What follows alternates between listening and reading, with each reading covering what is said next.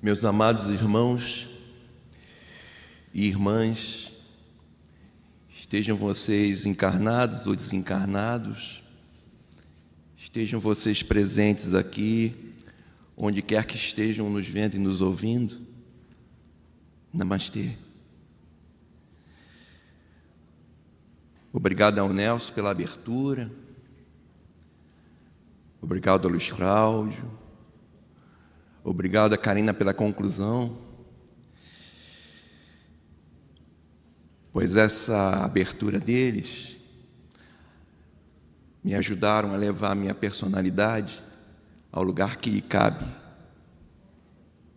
a condição de servo fiel, obediente, da presença do Senhor da vida em mim, para que Ele possa atrapalhar o mínimo possível aquilo que o Senhor da vida e aqueles que trabalham em sua seara nesta casa pretendem manifestar através de minhas palavras, através de minha boca. Queridos irmãos, perdoe-me se muitas vezes repito algumas frases, algumas ideias, mas como o professor Nelson pode confirmar, exercício de fixação. Na escola a gente ouve muitas vezes a mesma fórmula, a mesma coisa, é exercício de fixação. E não é diferente em relação aos ensinamentos da espiritualidade, que a gente precisa fixar, precisa guardar, precisa estar na memória, para que assim que a gente lá fora cometa um deslize, entre em choque com aquilo que a gente lembra do ensinamento, e aí possamos corrigir. Então, aqui no livro que está aqui à minha frente, o Evangelho segundo o Espiritismo,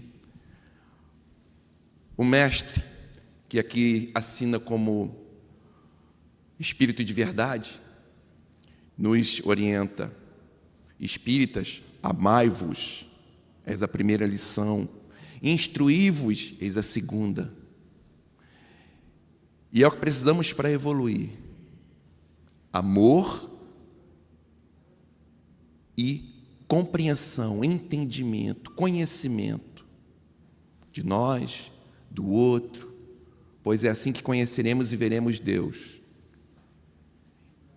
E esse sentimento de amor é o que nos ajuda, nos impulsiona a realmente transcender a aparência e perceber isso.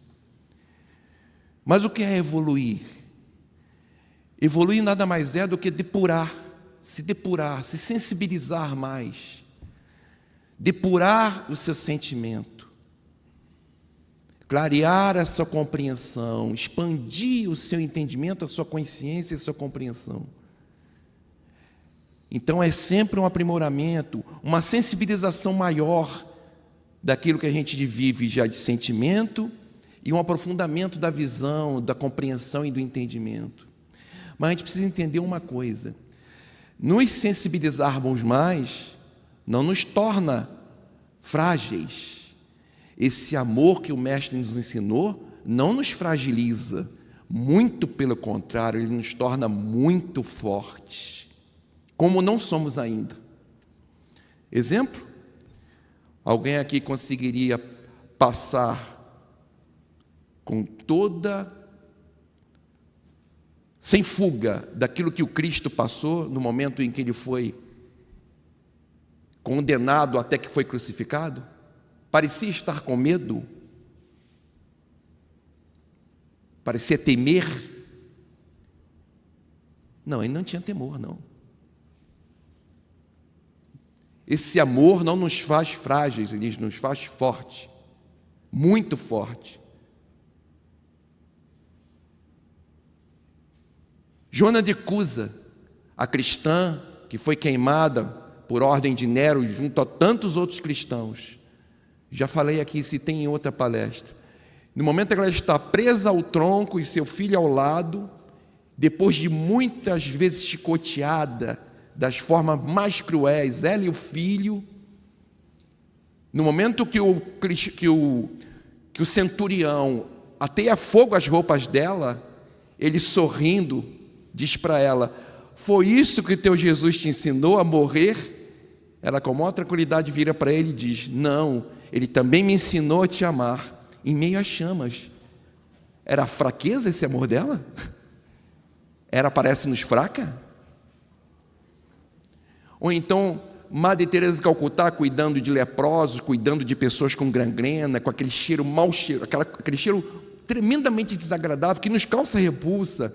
Na hora que um visitante que estava passeando em Calcutá, então aquele grupo de empresários vai visitá-la, porque ela virou entretenimento.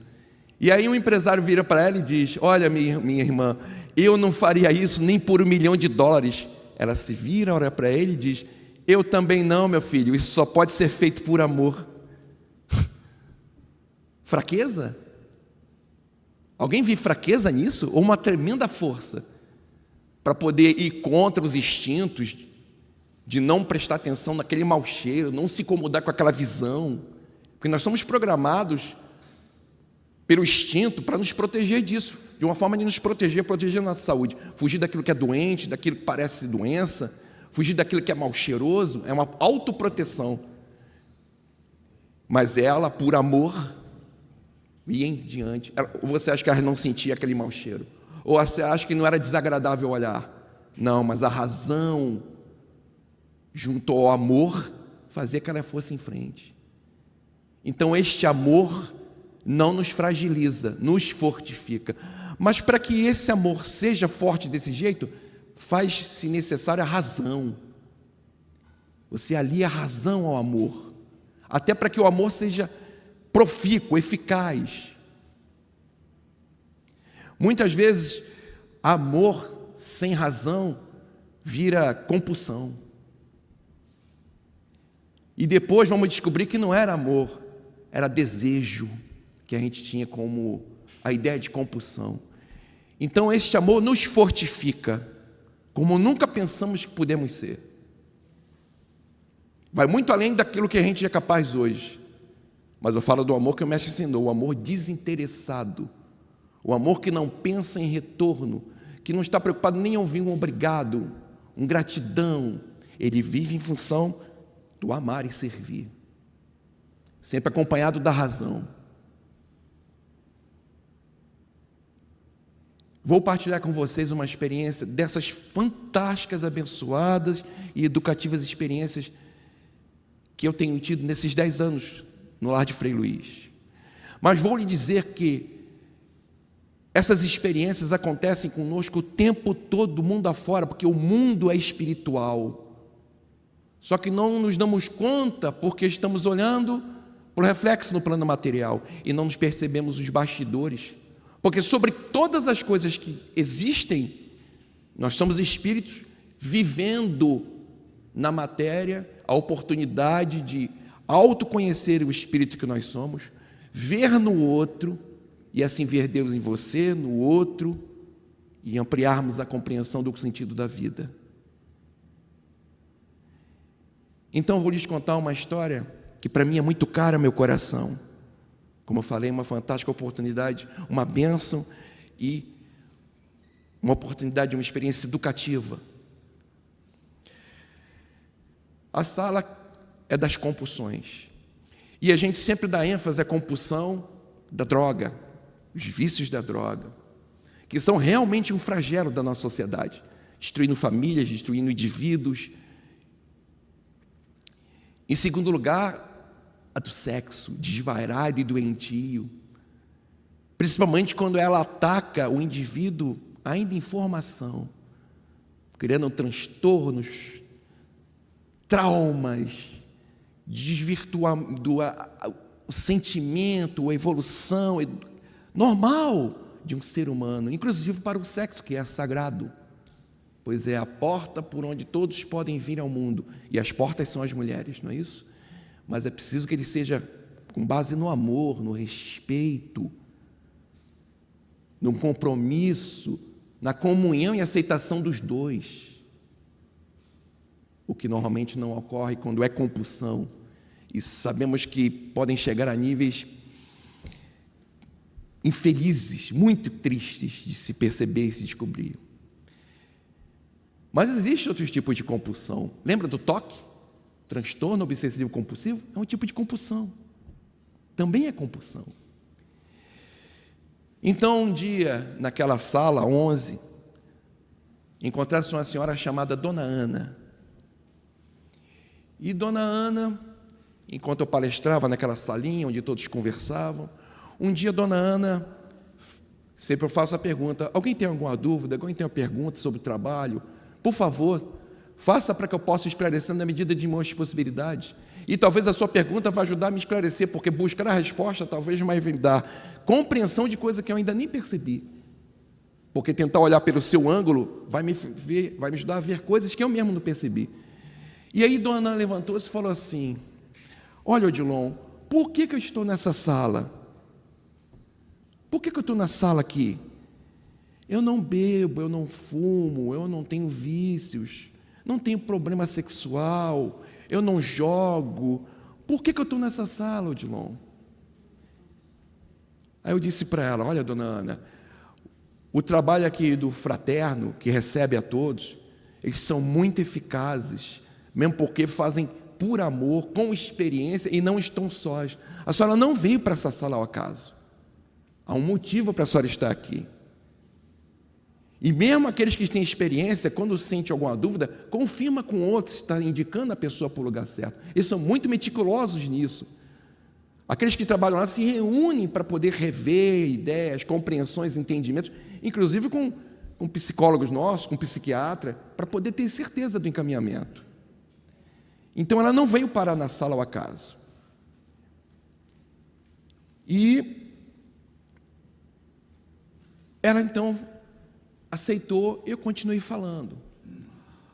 Numa outra sessão, mais uma vez, quando eu perguntei qual era o problema na sala, Dona Ana: olha, Odilon, por que eu estou aqui? Eu não era para estar nessa sala. Eu falei: Dona Ana, a senhora me desculpe, a senhora poderia me dizer, a senhora vê algum problema de falar aqui perante todos, o que a senhora disse no fraterno?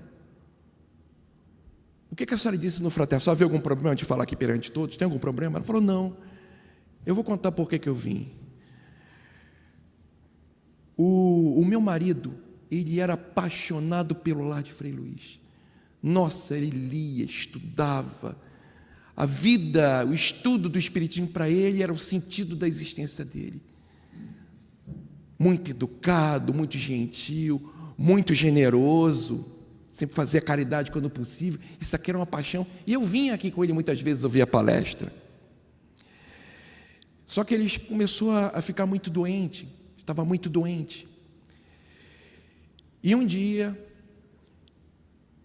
era um problema de coração, eu estou com ele, preocupado com ele. Já estava assim, alguns dias sem dormir, preocupado com ele. E ele, numa outra tranquilidade: fica calma, Ana, eu estou bem, fique tranquila. E um desses dias, ela está com ele em casa, ele está mal e ela está aflitíssima. Já há alguns dias aquilo vinha crescendo nela, era muito aflita. E aí ele falou assim: Ana, você me dá um copo d'água? Ela estava junto dele. Você pega um copo d'água para mim? Aí ela: não vou sair daqui não. Não vou sair daqui não, você não está bem, eu não vou sair de perto de você não. Não faça isso não, Ana, eu estou bem, Ana. Fica tranquila, a gente tem uma vida muito longa juntos, muito amor para viver. Vai lá e pega água para mim. Ela contou que foi pegar água, fez uma outra coisa rápida na cozinha. Quando voltou, ele tinha desencarnado. Um homem de bem, com certeza, que não tinha nada a temer ao desencarnar, porque desencarnar dessa forma não é para todos, não. E ela entrou em parafuso. Entrou em parafuso. Ela não aceitou aquela passagem, apesar dela ouvir muito ele falar sobre espiritismo, sobre que a vida continua, que todo mundo se encontra, mas ela não estava tão envolvida com o conhecimento da doutrina como ele.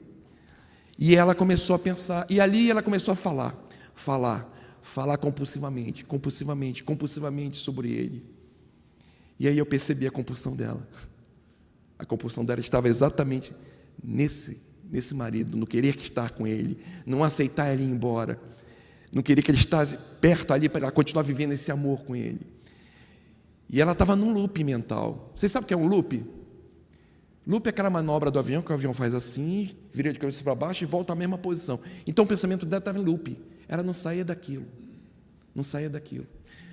Eu tentei falar alguma coisa com ela, não deixava, ela continuava falando do marido compulsivamente. E aí eu falei para ela: dona Ana, seu amor, muito admirável, que com certeza tinha correspondência, está passando por um problema obsessivo. Dona Ana, a senhora tem filhas, tem netos? Sim, tal. Falou assim rapidamente. E voltou a falar do marido. Falei: dona Ana, o seu problema é essa compulsão. O seu amor por ele e dele para a senhora é lindo. Mas a senhora está esquecendo de dar amor e viver o amor às suas filhas, a seus netos, que precisam do seu amor. A senhora não permaneceu aqui enquanto ele foi ao acaso. A senhora tem um compromisso de afeto e amor com eles. Eles precisam do seu amor. Receber e também dar à senhora. E a senhora receber esse amor. A senhora não está aqui ao acaso. Outro detalhe, dona Ana. Essas filhas foram frutos de quê? Elas vieram ao mundo com base em quê? Não foi exatamente no fruto desse amor entre a senhora e ele? As duas são resultados desse amor. A senhora não está aqui ao acaso, só precisa dar continuidade a esse amor. Haverá oportunidade do reencontro. Ela ficou calada, sentou-se. Passa os dias. Outro dia, estou falando com todo mundo, está lá na sala, e a dona Ana está com aquele olhar aflito. E aí, quando eu perguntei: alguém tem uma pergunta? Tudo bem? Mais uma vez ela perguntou: tem certeza que eu tenho que estar aqui, Odilon? E começou a falar do marido. Quer dizer, ela estava naquela compulsão, era uma compulsão. Eu repeti isso, que eu falei, mas eu sabia que aquilo não estava tendo efeito. Muitas vezes, quando eu vou para casa, eu vou pensando em alguém da sala, alguém com quem eu tive contato. E às vezes não, às vezes eu estou em casa, aí eu estou estudando um livro, ou então estou vendo uma palestra, e aí vem a pessoa na minha cabeça. E aí começa a vir algumas ideias. E num desses dias eu pensei: meu Deus, o que eu posso falar para ela, mestre? O que eu posso falar para tirar desse loop? O que eu deixei de falar? O que eu deixei de ver? Para ajudá-la nesse sentido, já que o meu papel ali inicial é essa palavra. Então, da minha parte, o que eu posso fazer, mestre, para servi-la? E entreguei na mão do Senhor da vida, que tudo percebe, que tudo entende. Passa-se os dias e esqueci da dona Ana. Eu, quando venho trabalhar no lar de Frei Luiz, eu sempre procuro não me alimentar de uma forma que a digestão seja trabalhosa. Porque a ciência nos diz, quando você come, a digestão faz com que todo o sangue se concentre na área do aparelho digestivo. Né? Então, é por isso que normalmente a gente sente aquela chamada lombeira, né? Você acaba de comer, principalmente quando tu come bem, dá aquela lombeira. Porque o sangue, né, diminui no cérebro para que tudo é que se concentre no aparelho digestivo, para que a digestão seja bem realizada. Há alguns até que dizem que aquela ideia de comer e caminhar está equivocada, porque você tem que dividir o sangue que deveria estar concentrado na digestão para os músculos da perna. Então você deveria dar um tempo. Alguns países fazem a siesta, né? Dormem 1 hora, meia horinha. Isso é regra na Bahia, né? Nem se fala.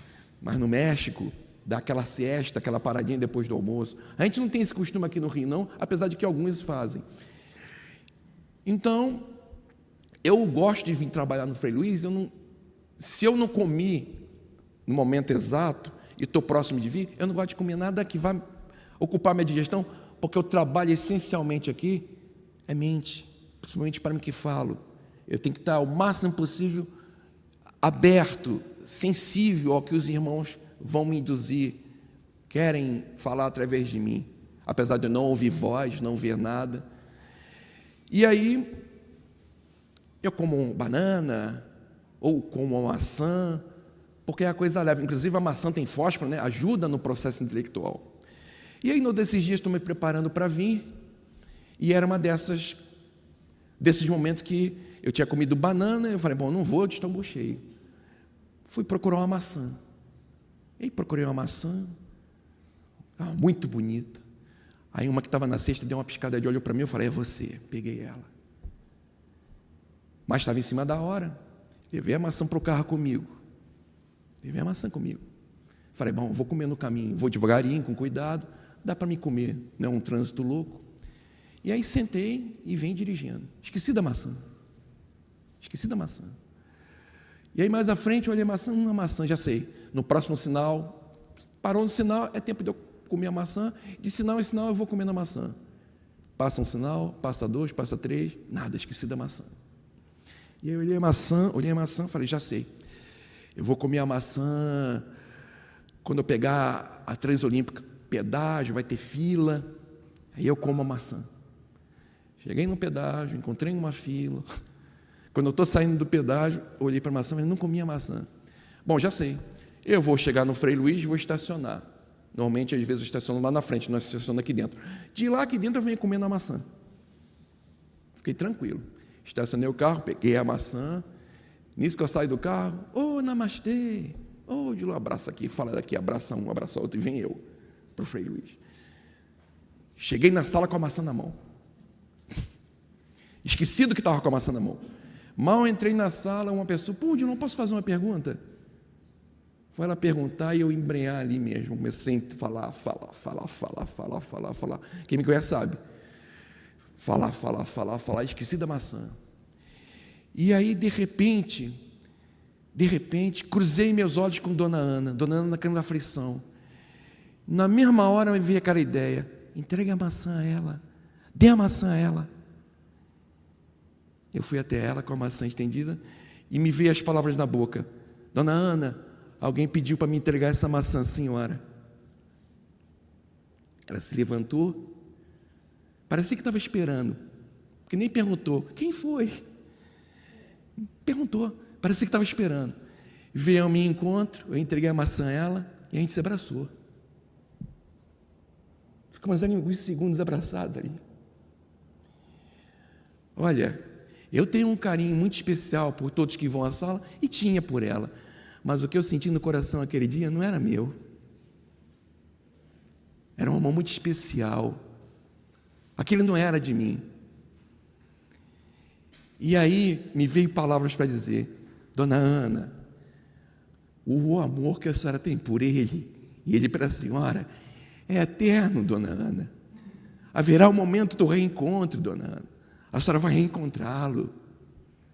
Mas olha, Dona Ana, a senhora não pode esquecer de amar o que estão presentes, frutos desse amor, seus filhos, seus netos. Ela só balançava a cabeça assim. A senhora entendeu, Dona Ana? Quando eu larguei, Dona Ana, todos ali na sala tinham lágrimas dos olhos, inclusive os homens. E é claro, eu e ela, a lágrima corria dos olhos. E aí me chamaram, olha, Dilon, vai iniciar os trabalhos, vai fazer a abertura. Eu entrei ainda inebriado na sala. Entrei inebriado, aquela experiência. E aí eu entrei na sala, e aí vinha a voz, fala para ela comer a maçã.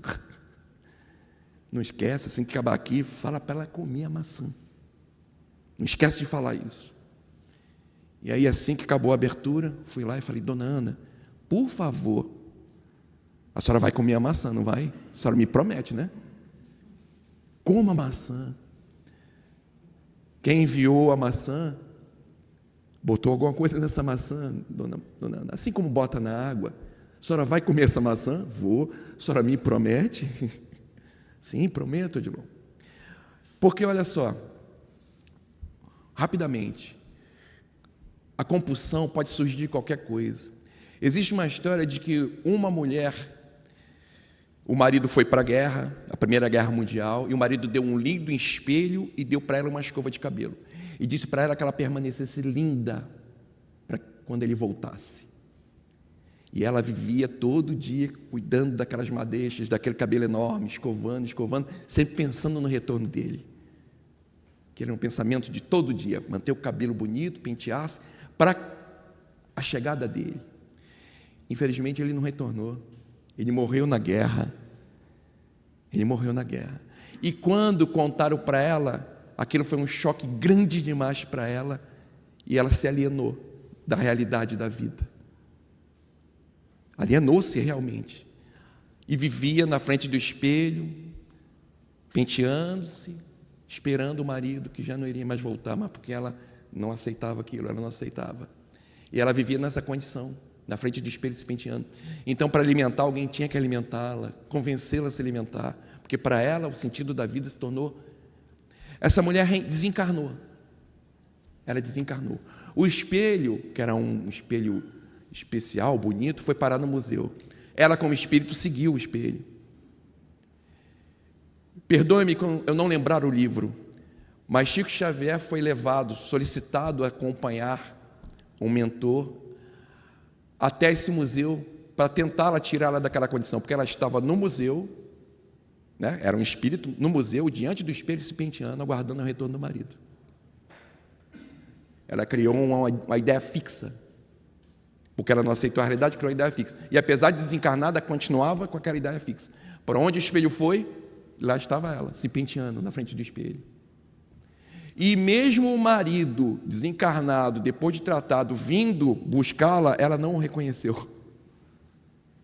Ela desencarnada, o marido veio, ela estava com a ideia tão fixa que ela não ouviu, não o escutou, já que ele era o motivo principal dela ter entrado nesse estado. Mas ela se fechou tanto na ideia de estar bonita e se pentear, que ela não vê o marido. Isso é possível, tá? E muito comum. E aí foi levado o Chico Xavier para que ela tivesse um choque da matéria. Para que ela tivesse um choque com fluidos daquele que está encarnado. Porque isso no plano espiritual não estava sendo possível. Ela precisava um choque com aquele que tem corpo físico, que tem fluidos carnais. Isso podia dar um choque e tirar ela daquela condição no plano espiritual. E inclusive nesse momento ela vê o marido. E aí aceitar o socorro. Então ele foi levado para isso. Então, por quê? Dona Ana, coma a maçã, por favor. Imagina, Dona Ana desencarna, ela chega em casa, bota a maçã na cristaleira, não a come, mas aí vira o foco da atenção dela. A maçã, essa maçã, que possivelmente foi ele que me enviou através do Odilon. E aí Dona Ana desencarna e continua tomando conta da cristaleira, focada na maçã. A maçã nem existe no plano físico, mas ela está ali vendo a maçã, e focada na maçã. E aí alguém vem no plano espiritual e fala: Odilon, você em algum momento entregou uma maçã para uma senhora, Dona Ana? Poxa, Odilon, virou um problema. Ela não comeu a maçã, está desencarnada, tomando conta da cristaleira. Essa cristaleira está na casa da minha filha. Nossa, está virando um poltergeist, porque todo mundo que se aproxima da cristaleira, ela faz não sei o quê, voa a pedra, quebra vidro. Vamos lá para ver se você tira ele desse foco. Então eu falei para ela: só vai comer, Dona Ana, por favor, essa maçã. Bom, eu acho que ela comeu. E aí o que aconteceu? Dona Ana veio da outra vez, não tinha mais aquela angústia no olhar. Eu conversava, ela ouvia, e ela não tinha mais aquela angústia no olhar. E quando eu perguntava: alguém tem alguma dúvida? Alguém quer um esclarecimento? Ela entendeu por que estava ali. Passado mais 2 tratamentos, a Dona Ana não vem mais. Acredito que o tratamento que ela precisava, aquele que tanto a amava, preocupado com ela, e em condições, arrumou um jeito de, naquele dia, com a ajuda de todos nós presentes, dela sair dessa compulsão e de voltar a dar atenção às filhas, ao neto, e seguir a vida dela até o momento que haverá esse reencontro desses dois. Porque com certeza é um amor muito semelhante ao que a gente vê nos livros espíritas, nos romances. E para mim é uma bênção, porque eu estava de gaiato naquele sentimento ali. Não era meu, mas para mim foi uma lição fantástica. E a oportunidade de servir naquela condição, isso eu vou carregar para sempre. Eu aqui de coração desejo que esse espírito que foi o marido dela, que ele no plano espiritual possa ter as suas inspirações mais íntimas do espírito, de servir na seara do Mestre, se realize. Assim como ela possa botar o projeto dela aqui, até o final e com êxito conclua e vá depois encontrar com Ele no plano espiritual. Muito obrigado, meus amados irmãos, pela oportunidade de contar essa história, uma experiência íntima, que para vocês se torna uma coisa a vocês crerem ou não, mas para mim se torna fé. Ninguém pode tirar mais de mim isso, porque só eu sei o que eu vivi aqui, e todos aqueles que estavam ali com certeza não vão esquecer nunca mais essa lição, porque todos estavam juntos naquele abraço com ela, todos se esqueceram das suas próprias aflições para junto comigo abraçar ela ali naquele momento que ela necessitava. Meus amados irmãos, namastê. Muito obrigado, Odilon.